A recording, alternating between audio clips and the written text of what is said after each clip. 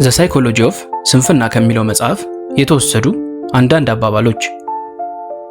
ሰነፍ ከሆንክ ለወደፊት የቅንጦት ሕይወት ይኖረኛል ብለህ እንዳታስበው። ሁለት ነገሮች ይገልጹሃል። እነርሱም ምንም በሌለህ ጊዜ ትዕግስትህና ሁሉ ነገር ሲኖርህ አመለካከትህ ናቸው። ስንፍና የሚያስደስት ነገር ሊመስል ይችላል፣ ነገር ግን እርካታን የሚሰጠው ሥራ ነው።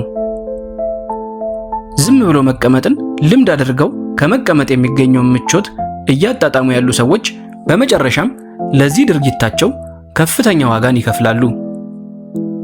ስንፍና የሁሉም መጥፎ ልማዶች እናት ናት፣ ነገር ግን በመጨረሻ እናት ነችና ልናከብራት ይገባል።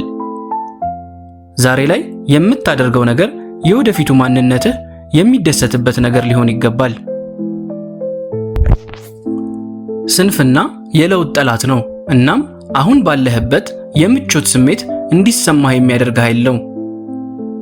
ጊዜ የለኝም ማለት አልፈልግም ማለት ነው። የቱንም ያህል ጎበዝ ብትሆን ምንም ለውጥ አያመጣም። ዋናው ነገር ምን ያህል ጽናት እንዳለህ ነው። ታላላቅ ስራዎችን ለመስራት ብቸኛው መንገድ እየሰራ ያለውን መውደድ ነው። እስካሁን ካላገኘኸው ተረጋግተህ ቁጭ አትበል፣ ፈልገው።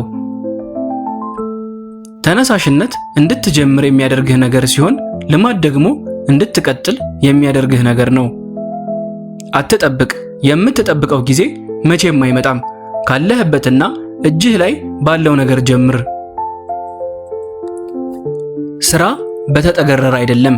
በራስህና የሥራ ቦታህ ላይ ስኬታማ እንድትሆን የሚያደርጉህ አንዳንድ ልማዶች። አንደኛ፣ ከብዛት ጥራት።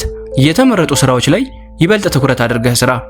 የተመረጡ ፕሮጀክቶች ላይ እና እነሱ ላይ ትልቁ አቅምህን ተጠቀመው። ሁለተኛ፣ በራስ መተማመንና ግልጽ በሆነ መንገድ አውራ። ሐሳቦችህን የምታስረዳበት መንገድ ከሐሳቦቹ ባልተናነሰ መንገድ ዋጋ አለው። ሐሳቦችህን ግልጽ በሆነና በሚማርክ ሁኔታ የምታስረዳበትን መንገድ ሁልጊዜም ተለማመድ። ሶስተኛ፣ ችግሮች ላይ ሳይሆን መፍትሄዎች ላይ ትኩረትህን አድርግ። የመፍትሄ ሐሳቦችና ከችግሮች መውጫ መንገዶችን የሚያቀርብ እንጂ ሁሌም የሚተች ሰው አትሁን። ሁሌም ሐሳቦችህን ስታነሳ ከአንድ ወይም ከሁለት የመፍትሄ ሐሳቦች ጋር ይሁን። አራተኛ፣ ጠንካራ ግንኙነቶችን ገንባ። ሥራ ቦታ ያለህ ግንኙነት ሥራዎችህም ላይ ተጽዕኖ አለው።